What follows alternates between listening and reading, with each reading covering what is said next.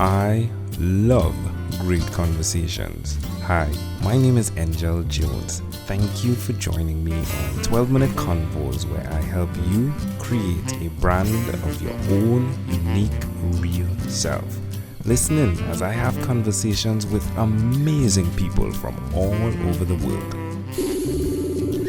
Good morning, Rui Alves de Sousa. How are you going on this wonderful, beautiful morning? Good morning, Angel. I'm very fine, thank you. Here in Portugal is a little bit cold, but the sun is shining and I think it's going to be a beautiful Saturday morning.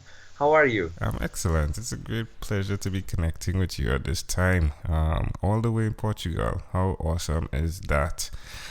Rui, please do tell me, which of your talents is responsible for us connecting? So, I have an independent podcast, Yeah. which is called in Portuguese "On the Edge of the Abyss," which is in Portuguese you say "à beira do abismo." That's the Portuguese name for both novel and movie The Big Sleep, the novel from Raymond Chandler and the movie by Howard Hawks, and the other version by Michael Winner with Robert Mitchum.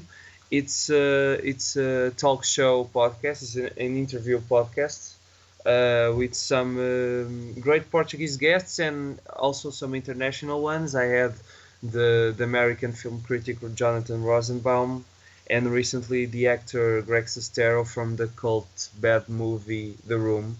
And it's an interesting podcast. It's not a big podcast here in Portugal, but it has gaining some cult following. And I'm very glad that you invite me to here to talk about some minutes about this Yeah. little adventure of mine. Yeah, it's an amazing opportunity to connect podcasters from all over the world. And you being a podcaster, I am very much honored to have this conversation with you. So, who did you learn the skill of podcasting from? So I think the skill is a very amateur one. When I was in university, I made many radio shows, and I had another radio show which was A Shot in the Dark, um lance no escuro in Portuguese.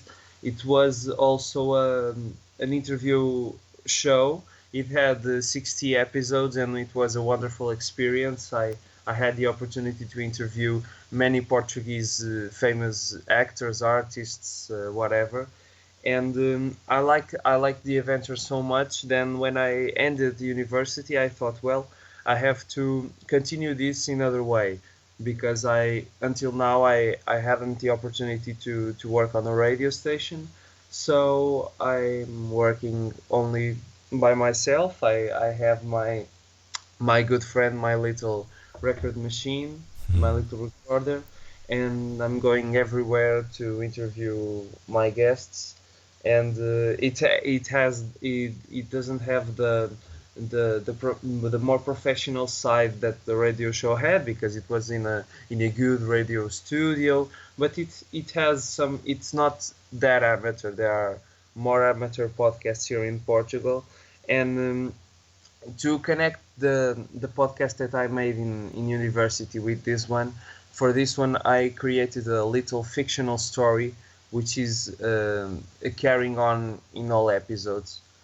Um, in few words, I'm basically telling people that I'm dead, that Rui Alves de Sousa is dead, and he left many interviews recorded, and they haven't gone to the air.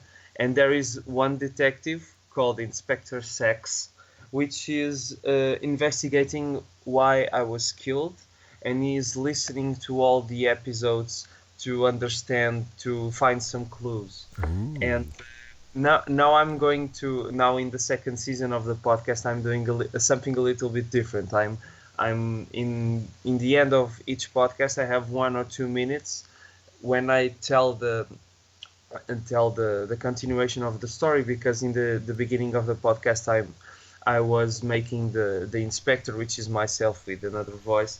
I was making the inspector, um, presenting each show and explaining what was going to happen. Now I'm making some kind of memento story. What I mean, the story is going backwards. In the first episode of the second season, people understood because I make some kind of church funeral session, that Inspector Sex was dead. And now I'm going backwards to people find out after all what happened to whatever happened to Inspector Sex, and that's it. Well, that's fun. So the idea for that came from your work on radio, or was that something that popped out? Well, it was also it started with something very innocent, like I thinking that myself thinking that you could make I don't know 100 episodes with this story, but where I was getting tired in the first episodes of the model that I created of the inspector hosting the show, because in the beginning was a very nice idea because it had some kind of environment of a film noir of that the Raymond Chandler novels. But I um, for this season I like to try something different, and then I had this idea of a memento story, which I know for until the end of the season, which are very episodes remaining until the end of the season. I know how it is going to end. I know also how the story is going to end if someday I finish this podcast, but I can tell you now because it would be a major spoiler. Yes, exactly. But the first thing in the show is the interviews. Are the interviews? Yeah. The fictional part is just a little a little treat to the listeners, Yeah. and I'm very glad to have many great people interviewing, and they are conversations that are much more fluid and not so professional and so serious. So I sometimes I invite some friends of mine, some great artists like the actor that I told you, and many Portuguese interviewers. But it's been a great experience, and I love do these very amateur podcasts. That's great. That's great. Now, where's the best place for someone to connect with what you're doing? Of course, your podcast is in Portuguese. And that being said, where do we go to connect with it if there is someone listening that's intrigued? Yes. Despite the language of the podcast is in Portuguese, you have when there are international guests is in their original language. In this case, they were in English. So, but you can find the podcast on iTunes, Right. searching for A Beira do Abismo. Or I mean, I can spell it A space BEIRA space DO space ABISMO, or in Mixcloud, which is mixcloud.com/A Beira do Abismo also, and the podcast is now available in those two platforms. I'm trying to create some more soon, but for now it's iTunes and Mixcloud. Love it. All right, my friend. Well, hey, we've definitely blown past our two segments. Let's switch gears for a moment now, Rui, and let me now invite you into my time machine that is surrounded with beautiful, warm, blue Caribbean water. Okay.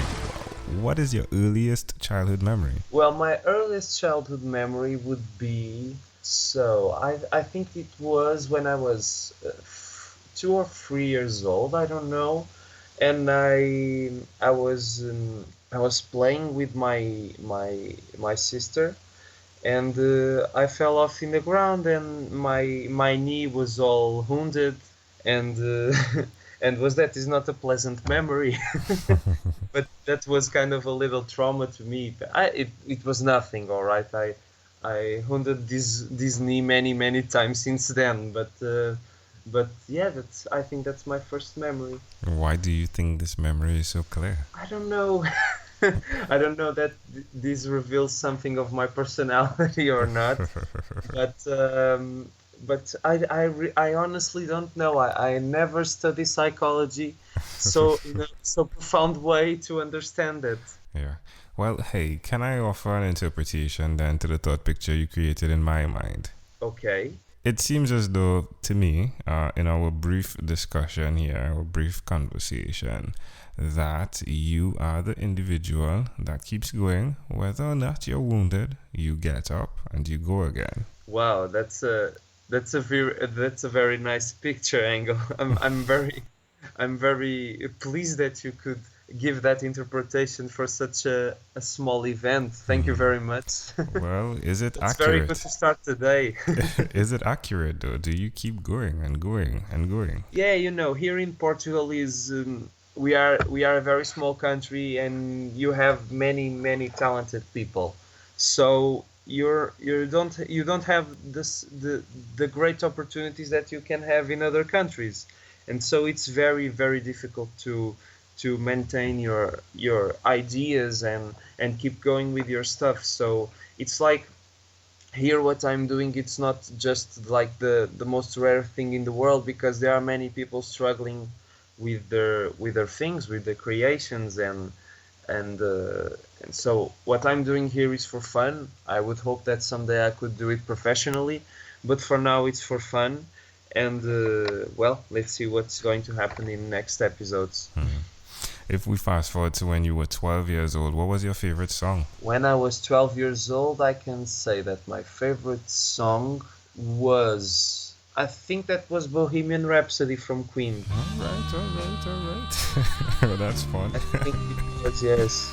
All right, my friend. Well, okay, we have arrived at our destination, but before we get off of this time machine, there's a small declaration form, so it's yes or no. Are you ready? We're going to move pretty quickly here. Are you ready for this? Yes, let's go. Hui, have you chosen someone to pass on your skills to? I would think Groucho Marx. Are you married? No. Do you have children? No. Do you believe in God? Sometimes. Do you have an inner circle of friends? Yes, I have. Do you watch TV for more than 3 hours a day? Not TV, but like on demand. All right. Movies and stuff. All yes. right. And what about screen time, the phone and or the computer? Is it more than 8 or less than 8 hours a day? It's less than 8 hours a day, but I spend very hours in computer thanks to my job. Okay. After 1,001 conversations in 3 months in 2016, I came up with this workbook called Yours. It stands for Your Own Unique Real Self. And the idea is you answer questions in there that are self-reflective, that connect you to your own unique real statement, also known as your mission, right?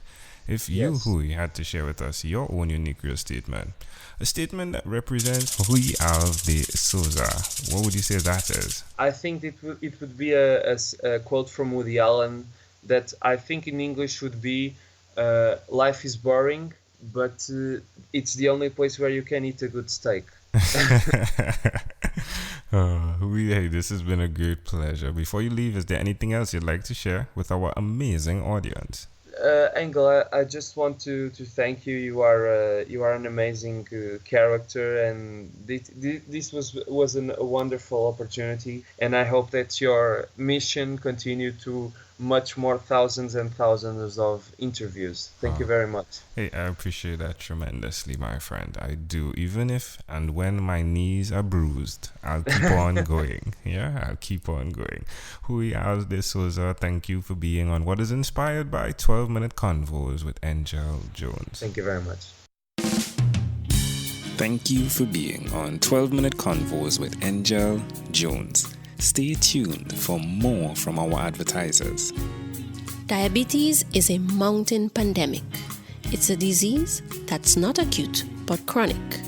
Similar to this rhyming method, I have simplified the definition, the signs and symptoms, and the complications of diabetes for both adults and children in my books, Poems for Patients, A Focus on Diabetes, and The ABCs of Diabetes for Children. These books are available on Amazon.com, and for more information, you can visit my website, poemsbyaj.com. That's poemsbyaj.com.